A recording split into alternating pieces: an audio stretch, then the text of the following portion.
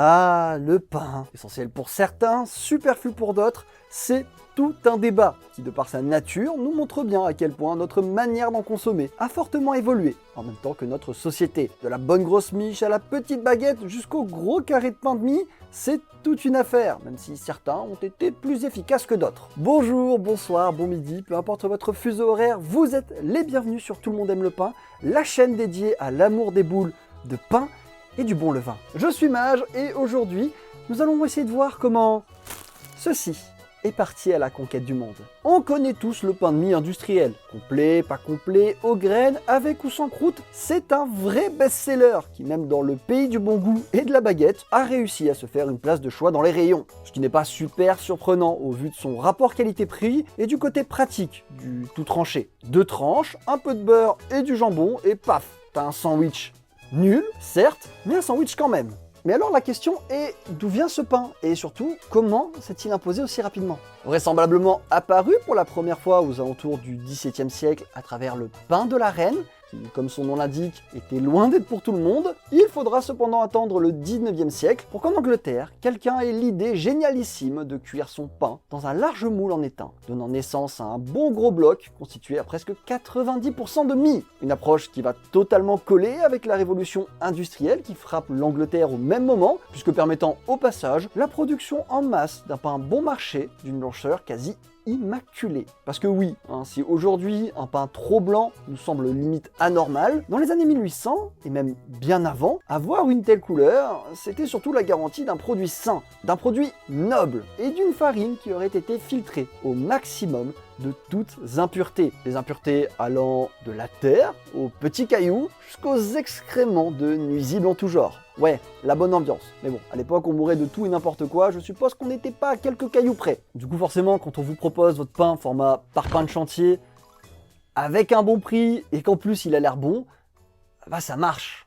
Un succès explosif qui, malgré quelques petits revers de pain coupé au plâtre ou autres ingrédients peu recommandables pour vos petits plats, n'empêchera pas le pain de mie de s'exporter, arrivant sans trop de surprise au pays du raffinement, du bon goût, les États-Unis d'Amérique, où il aura droit à son petit rêve américain, lui, quoi. Au début des années 1900, les États-Unis ont peur. Le typhus, le choléra ou toute autre maladie alimentaire terrorise la population à tel point que celle-ci en arrivera même à se méfier du pain fait localement, car réputé pour être fait dans des endroits sales et très peu contrôlés. Et ils avaient totalement raison, parce que les normes d'hygiène à l'époque, c'était vraiment pas ça. Et c'est dans ce contexte que le pain de mie d'usine, fraîchement arrivé de l'ancien continent, s'est très vite imposé comme l'alternative la plus saine. Après tout, c'est un produit qu'on pense fait et manipulé par des mains propres dans des usines modernes, flambant neuves et impeccables. Et d'où sortirait un pain bon marché, propre, vu que très blanc, et surtout bien emballé, n'ayant au final vocation que d'être touché par le client seul. Qu'il n'y ait pas de main intermédiaire, quoi. C'est le début de l'âge d'or du pain de mie qui va être totalement adopté par les États-Unis au point d'en éclipser presque toute autre forme de pain.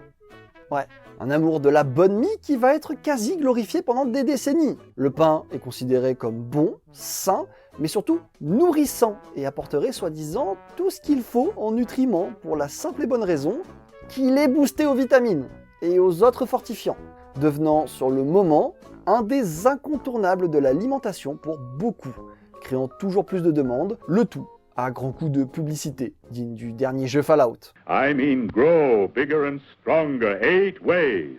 So be sure to eat Wonder Bread.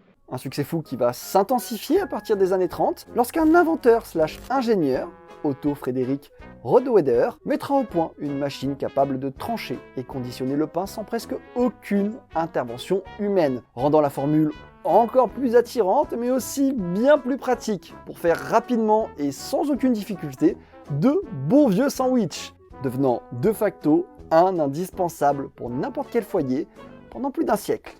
Quant à l'arrivée en France de ce mets qu'est le pain de mie, il ne faut pas remercier les Anglais pour ça. Non, pas vraiment. C'est plutôt les États-Unis et un peu la guerre froide. Puisque c'est un premier temps pour répondre aux soldats américains, basés entre autres à Châteauroux, dans une base de l'OTAN, qu'une production française, gérée par la société Sopani, va commencer à en commercialiser. Et ce n'est qu'après le départ des GI que Sopani deviendra Harris, ou la société qui popularisera des 1970, l'American Breed, le premier pain de mie américain en France. La boucle était bouclée et la suite, normalement, vous la connaissez. Le pain de mie à l'américaine et sa praticité n'ont eu de cesse de conquérir le cœur des Français et des Européens, devenant l'accompagnant parfait pour des repas, des petits déjeuners ou même de super goûters. En tout cas, la prochaine fois que vous irez faire vos courses, maintenant vous pourrez raconter à votre voisin de file l'histoire du pain de mie.